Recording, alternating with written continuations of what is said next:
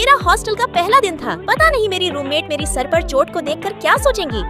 अरे तुम इतना डर क्यों रही हो? गेट खुला था, तुम अंदर आ जाती। तुम्हारे माथे पर ये चोट कैसे लगी? मुझे इन्हें सच नहीं बताना चाहिए। अरे कुछ नहीं, वो मैं रात में सीढ़ियों से फिसल गई थी। अरे तुम हमारे लिए कोई गिफ्ट नहीं लाई? लाई हूँ ना, ये देखो मैं तुम सबके लिए अपने खुद की खेत की मूंगफली लाई हूँ। वाओ, मुझे मूंगफली बहुत पसंद है। सिया, ये मेरी तरफ से तुम्हारे लिए गिफ्ट। सॉरी रिया, मैं ये गिफ्ट कम लाई हूँ तो प्लीज तुम किसी से कहना मत। अरे नहीं नहीं, मैं किसी से कुछ नहीं कहूँगी। अरे बाप रे, ये लड़की होकर खेतों में काम करती है। हाँ मैं सब कर सकती हूँ, मुझ में बहुत ताकत है। अच्छा, फिर तो तुम हमारे कंबल पर कवर भी चढ़ा दोगी। हम तो तुम्हारी दोस्त है ना। हाँ क्यों नहीं, मुझे यह काम अच्छे से आता है, मैं अभी चढ़ा देती हूँ। लगता है रिया बहुत भूली है।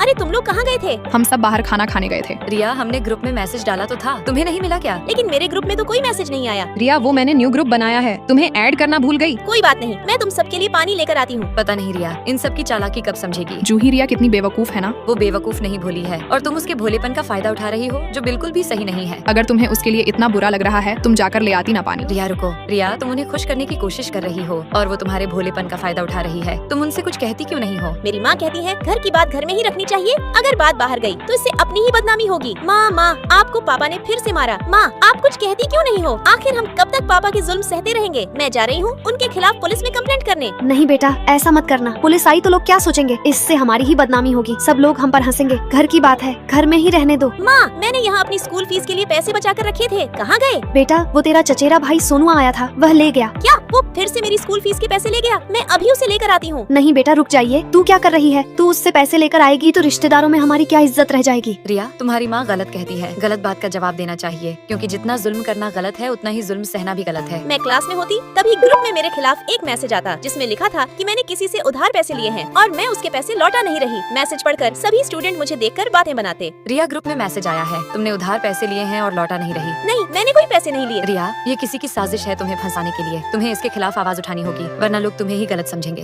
ये सब झूठ है, मैंने किसी से कोई पैसे नहीं लिए। मैम ये किसी की साजिश है मुझे फंसाने के लिए। मैं चाहती हूँ आप सच का पता लगाएं। सभी स्टूडेंट मुझे अपना फोन चेक कराएं। जूही, तो ये फेक मैसेज तुमने किया था? सॉरी मैम, मैंने तो सिर्फ मजाक किया था। सॉरी रिया, मुझसे गलती हो गई, मुझे माफ कर दो। देखा रिया, अपने हक के लिए लड़ने से इज्जत कम नहीं होती, बल्कि अपनी सेल्फ रिस्पेक्ट बढ़ती है। फिर मैं अपनी माँ को मैसेज करती। माँ अपने हक के लिए लड़ना जरूरी है, क्योंकि जो खुद के लिए आवाज नहीं उठाते तो ये दुनिया उनकी खामोशी को उनकी कमजोरी समझ लेती है। अगर मैंने सही कहा तो लाइक सब्सक्राइब करके कमेंट में जरूर बताना।